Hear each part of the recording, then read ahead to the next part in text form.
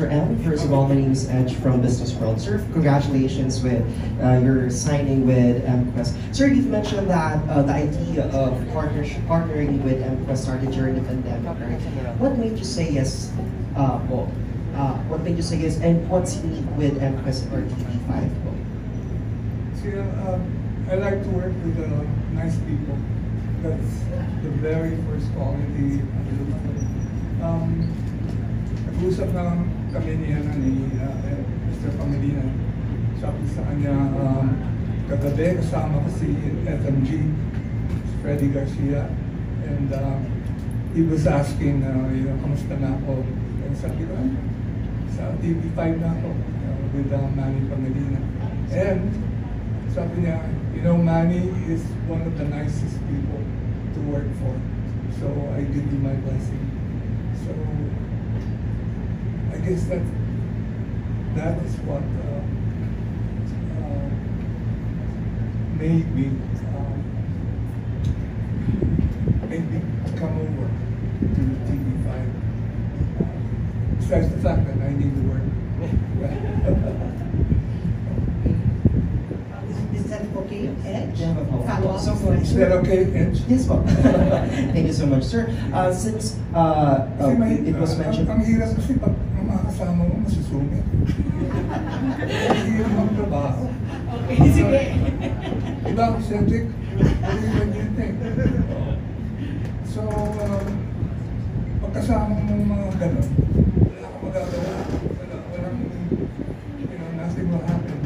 And so far, ayan sila Jeff, ang babait nila eh. So far. Let's keep it there. Okay, Edge, your follow-up question. Nabagitan po kanina yung napakarami po achievements throughout the years. So sir, what drives you po to hone more artists, young artists po, to inspire many Filipinos and their homes? So I like working with young people, as young as those people there. No? Ilan taon ka na? 7, 10, yan. Yan ang mga artists. Kaya naman sarap na trabaho mo. I guess what drives me is, the energy they give me. Yeah. Better to work with young people than with old people. Okay. Do we have another question? Yes, from the Daily Tribune, Pauline Pascual is going to ask for a question. Go right ahead, Pauline. Yes, Pauline. Good afternoon po, Mr. M, and congratulations. Hi, Pauline. Mr. M, so now you're part of the MKS Artist Agency. So my question is, what exciting developments are we looking forward in the near future? Actually, marami. Pero parang linuluto pa namin yung mga iba. So, abangan nyo na lang yun. But I can tell you, they are very substantial projects with stars like Yolo, si Enrique. These people, I don't know if they've signed already, but they have indicated their interest. So we have people like that coming over and doing projects. Of course, these young people here, like Cedric, yeah, I think great things will happen. Yeah. Also, lahat kayo actually, mga youngsters. Diba? Ikaw. Ayan. So, abangan na lang ninyo. Thank you po. And like I said, my supreme mandate is to create a tougher, leaner, and more exciting sector for artists. I know Jeff's done a good job for a start, and I hope to work with Jeff in the years to come. I say years to come because I hope that we will be here in the following years. And very exciting. Ryan Carlos is here. And kasama ko yan sa ABS. And between Ryan and our team, like Grace and Abby. Saan yung Abby? Si Maingay. Yeah. And of course, the Pat P. Galing rin sa ABS. Yeah, we're here. And I think we are going to do brilliant things. Yeah. Thank you, Pauline. Our next question will be coming from Ramon Nocon of Insider PH. There you are. Go ahead, Ramon. I'm just wondering what has been keeping you busy during your lull, during the pandemic and this past few years, months? What did I do Yeah. during the pandemic? Yeah, to while your time, for example. Naguhugas ako ng plato and naglalaba ako and no joke, ako naglilinis ng mga sahig and sarap pala. Pero yung very cathartic to clean the floor. And to this day, iba nang gumagawa. And pag tinitignan ko, sabi, mas magaling ako maglinis ng floor. Kasi, nag-practice ako sa pandemic. It was a nice time, aside from the sorrow and the danger to some people. I think it was a nice time because it forced you to reflect on the essential things in life, from the smallest to the biggest. Next question from Evelyn Dayal. Where's Evelyn? You go. Evelyn's over there. Yeah. Good afternoon po. Hi, Evelyn. Good afternoon. Welcome to TV5. So my question is, looking at the partnership, at this partnership that you just have, what does it tell where Filipino media and talents are headed in the next few years? Saan sila pupunta? Oo. Filipino media and of course the Filipino talents. In a way, mahirap sagutin yun. Because what's happening to media and the industry, I don't think anybody can foretell. Marami nangyayari. There are a lot of happenings besides the mainstream TV and radio. Now you have social media, dami, and social media, it provides access to even one person at home to contact people all over the world. But what I can say is people will always need, content. Yeah, they will demand content, drama, comedy, whatever. Yeah, I think there will always be a room for that, and I don't think some people say TV is a sunset industry, but I think it will be a long sunset. Yeah, it's still going to be there in the following years, and we hope to create stars, as I said, and that will fuel the content making factory, the dream factory. Okay, next question will come from Mel Navarro, PMPC. Mel. Hello po, welcome to TV5 Hi, and hello. Media Press. Tanong ko lang po, ano po sa palagay niyo ang inyong personal realizations or reflections po sa pag-build up at pag-discover ng some of the biggest stars in our industry like Piolo and Jericho, Claudine? Ano po yung fulfillment? Ano po yung inyong personal na nararamdaman? pag nakikita ko sila ngayon, sa Piolo, Rodin, yung mga, tawag ko dun mga barkada ko naman yun. I think in the early years of ABS, we were like, tawag nila sa akin, coach. Basketball kami, kung ano-ano ginagawa namin, parang barkada lang. And, tropa. So, over the years, makikita mo sila, blooming and going their own way. Parang lumilipad na sila. And that is a great satisfaction for me. I'm also humbled by their achievement. And we hope to do that to these young people. Cedric, lilipat niya yan. Pati ikaw. Ganda na yan, ma. At saka sir, di po ba sila nakakalimot? I mean, nakakabalik-balik ba sila sa inyo in communicating, once in a while? It's great fun for me. Parang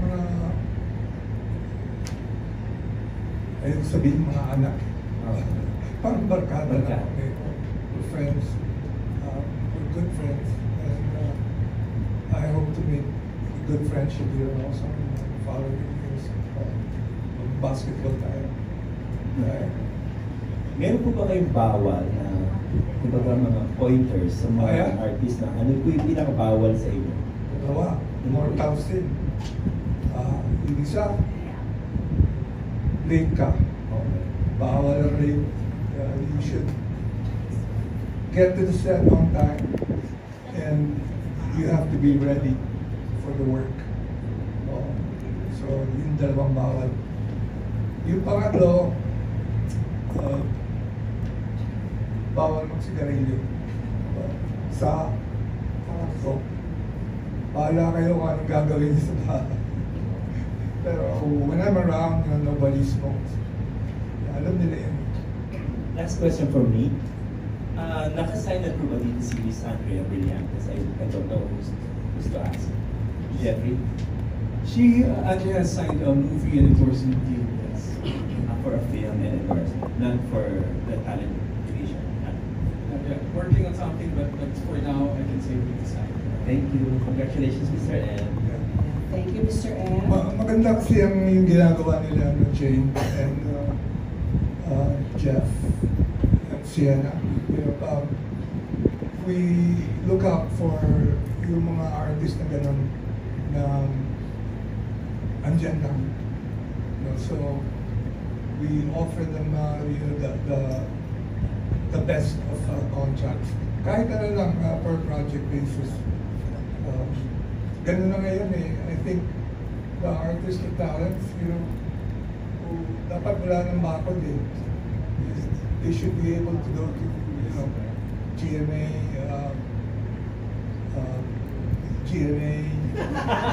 Okay, next question. Next question again. TV5. Yes. Okay, let's ask Lea Santerio for her next question. Lea. Tinawag ako ni Patrick. Hi, good afternoon, Mr. M. Afternoon. Here, hi. You're known for your creative mentoring style.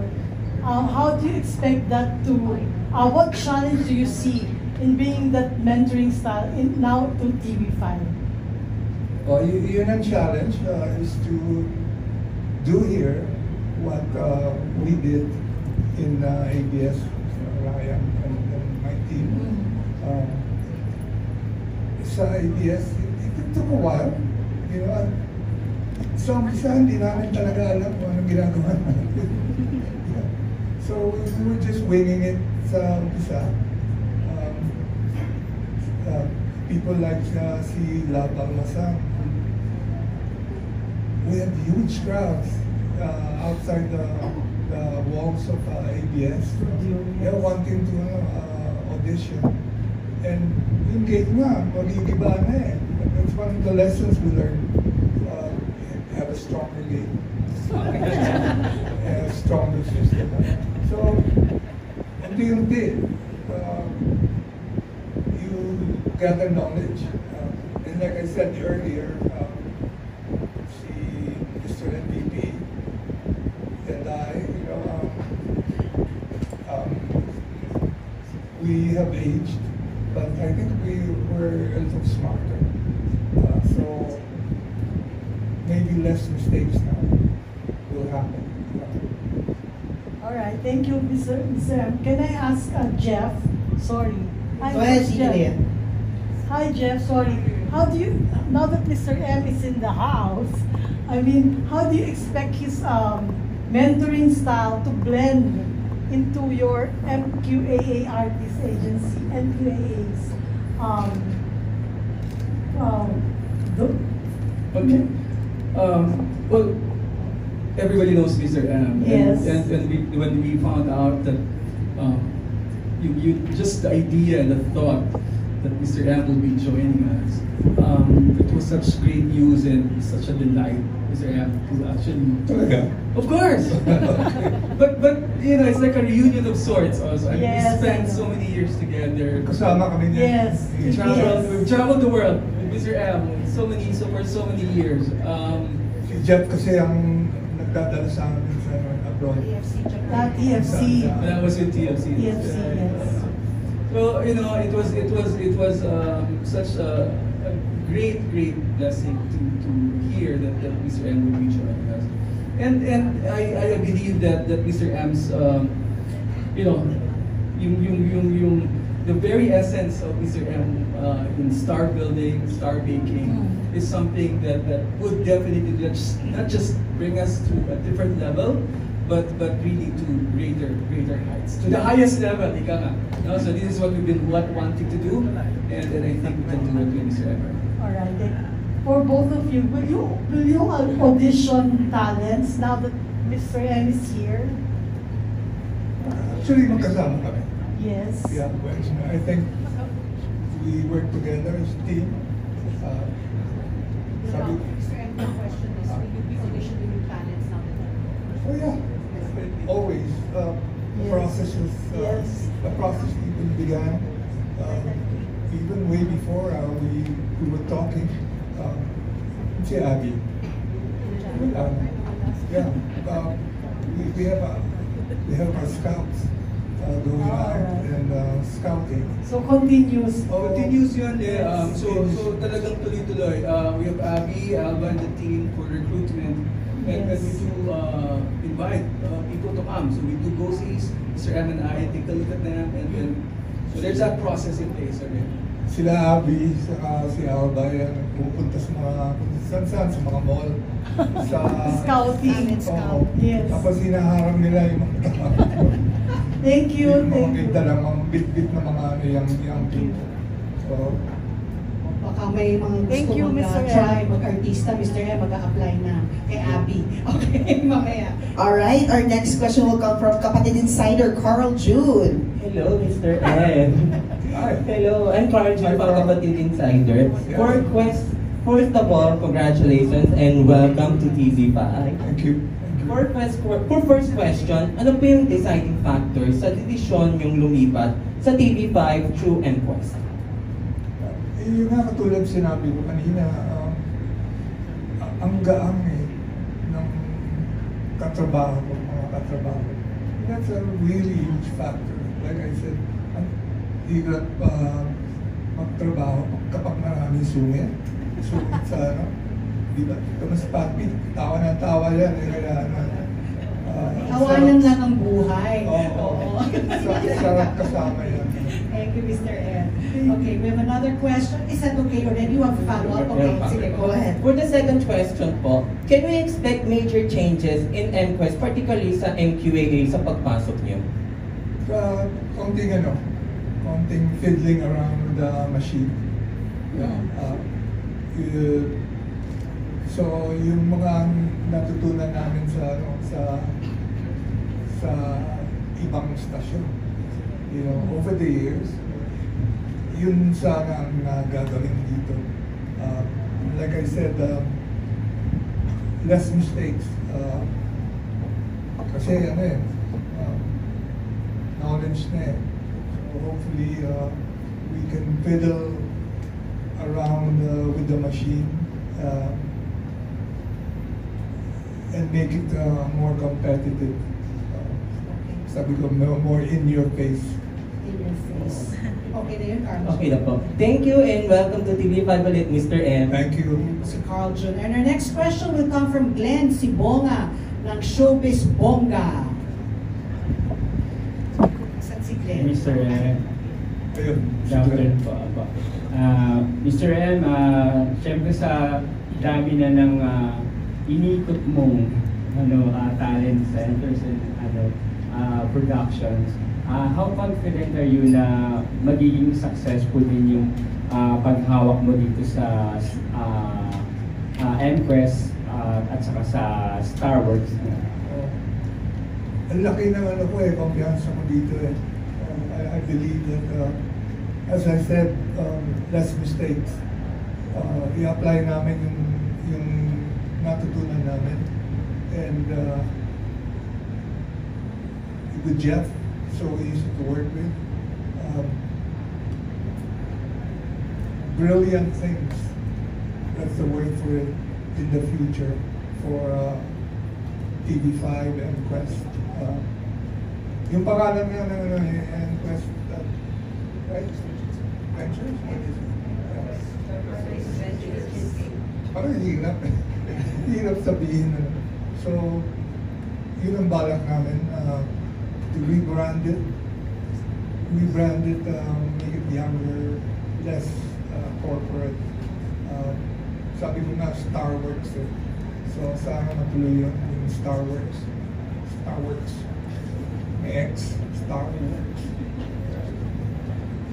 And yun ang ano ko, the name says it all. You work and work and work, you'll be a star. Mr. M, ano pa, kumbaga, etong, nagkaroon ka na ba ng time na kausapin yung mga TV5 artists? Sino yung nakikitaan mo talaga ng malaking potential? Ito yung mga yan na nandito. Yeah, I think potential is there. You believe it? Yeah. I'll tell you, it's the truth. You guys are here now because you're the guys. Lilipad lang kayo. Screen na yun. Anong costume ko? Paglipad. Very sweet girl. Riley, dito ka dapat eh. Diba? Si Riley, kasama ko dun sa kabila. Saan mo mas gusto? Mr. M, sinundan kita sa lahat ng stasyon. Wow! Oh, tama yun. Doon sa isang stasyon, sa GMA, tapos dito ngayon, ano. Okay na.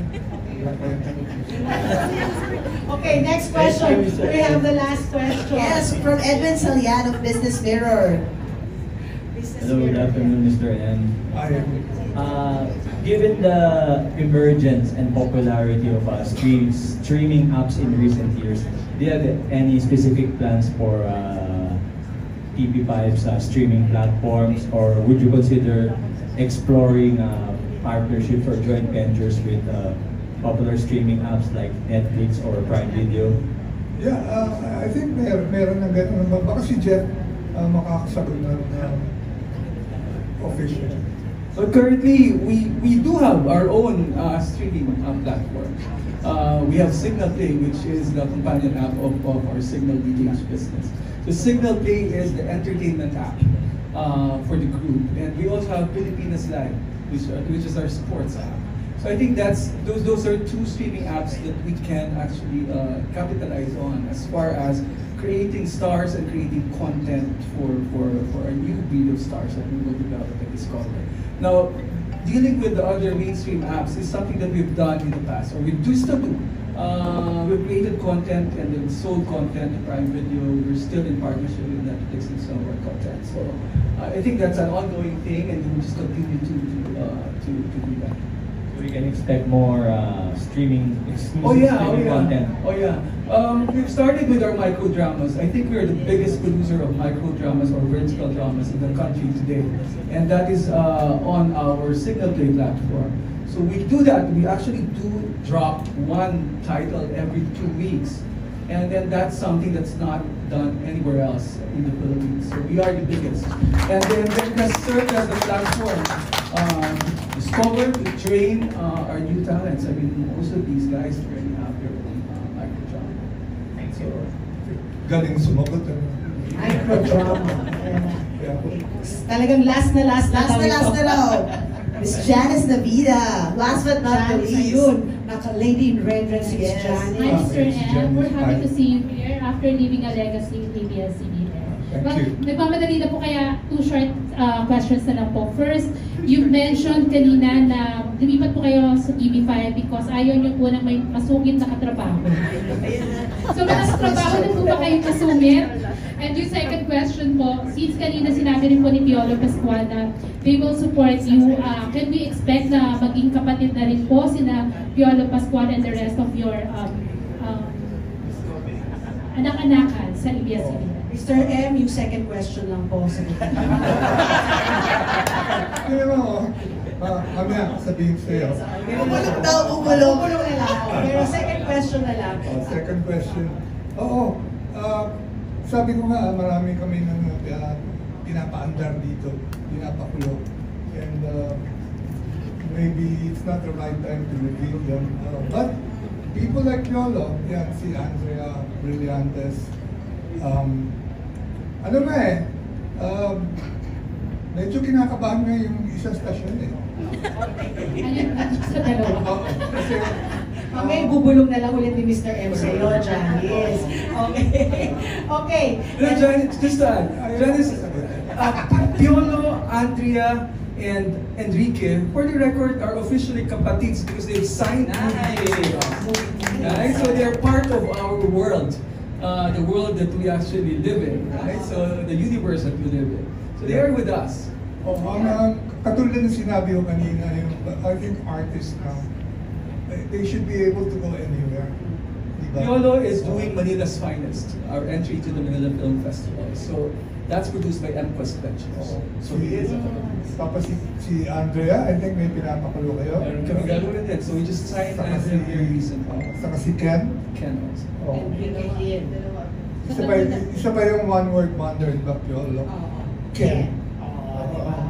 Okay, and that ends our Thank you so press much. conference today with Mr. Johnny Manahan. I hope you all have a good day. Thank you very much, Mr. M. We can have a photo op with the